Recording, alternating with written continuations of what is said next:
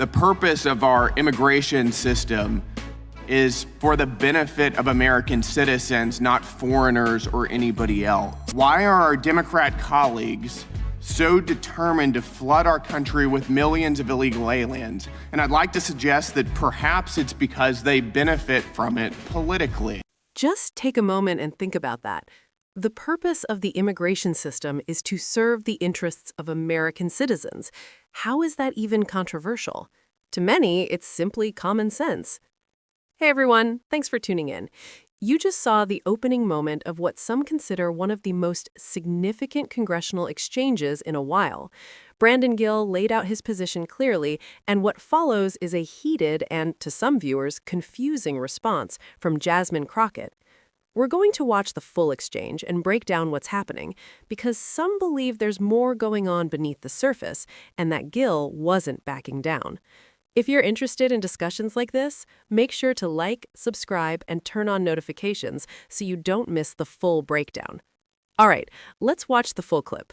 I feel as if my colleagues from across the aisle have decided that they are going to make immigrants the boogeyman. It's insanity to me, but they also are showing compassion for victims, which they should, but they have no compassion for people that are contributing to making us great in this country. So, interestingly enough, I'm curious to know, Mr. Beer, if you know if immigrants contributed to these particular crimes. There was a mass shooting in Buffalo, New York that killed a number of African Americans as they were trying to shop for groceries. Was the defendant an immigrant in that case? Do you know? No, he was a U.S.-born citizen. Thank you so much. Charleston, South Carolina, there were black churchgoers trying to praise the Lord. They were killed. Was that an immigrant that perpetrated that or not? No, that was a U.S.-born citizen. Thank you so much. Now, coming home to Texas, there was an El Paso shooting. Do you know if that was an immigrant or not? No, they were targeting immigrants in that case. In fact, each of these cases, it was white supremacists. And so the last unanimous consent that I'd asked for is this article that states that white supremacists behind over 80% of extremism-related U.S. murders in 2022. Without objection. Thank you so much. Thank you, Mr. Chairman. Nothing excites me more than the thought of President Trump initiating the largest deportation operation in American history. I'd like to remind the committee that the purpose of our immigration system is for the benefit of American citizens, not foreigners or anybody else. For the past 4 years, Democrats have facilitated the invasion of over 10 million illegal aliens into our country. Open borders grow the welfare state, they depress American wages, strain our education and healthcare system, price our working class out of owning a home, and flood our communities with violence and drugs. Mr. Beer, and as well as my colleagues on the other side of the aisle, you're intellectualizing about illegal alien crime notwithstanding. I'd like to remind you that the correct number of American citizens murdered or raped by illegal aliens is 0.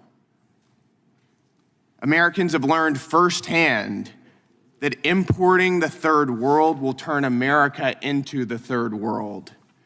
So in light of the chaos of the past 4 years, the question that has come up earlier is, why are our Democrat colleagues so determined to flood our country with millions of illegal aliens? And I'd like to suggest that perhaps it's because they benefit from it politically.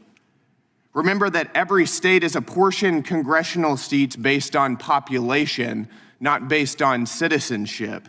Counting non-citizens in congressional apportionment has resulted in more seats for blue states and fewer congressional seats for red states.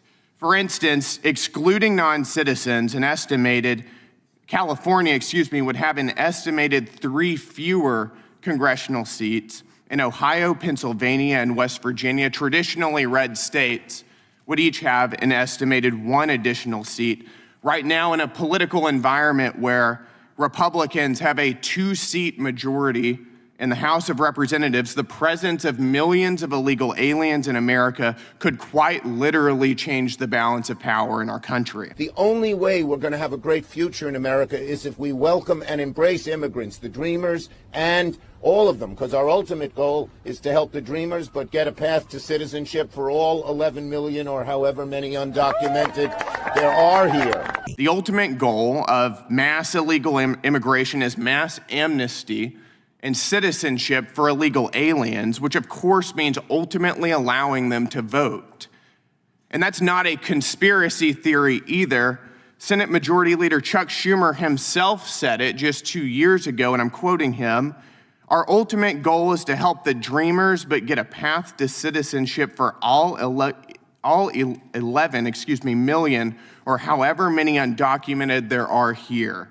That is their words, not mine. And it appears that for the past 4 years, providing a path to citizenship for illegal aliens is precisely what the Biden administration has been doing. All right, you just saw the full exchange, and it's worth unpacking because a lot happened, and Representative Crockett's deflections were off the charts. She started by accusing Gill and other Republicans of turning immigrants into a boogeyman and showing selective compassion. Then she took a bizarre turn, bringing up tragic mass shootings in Buffalo, Charleston, and El Paso, asking if the shooter was an immigrant. The witness confirmed he was a U.S.-born citizen, and Crockett tried to tie it to white supremacy. But what does that have to do with illegal immigration? Homegrown criminals are tragic, yes, but that doesn't justify importing more potential crime from abroad. It's like saying, my kitchen is on fire, so why not light the living room too? It's a complete distraction from the real issue. Notice her wordplay. Brandon Gill specifically addressed illegal immigration, the millions crossing the border without authorization. He wasn't talking about legal immigrants who follow the rules and contribute to the country.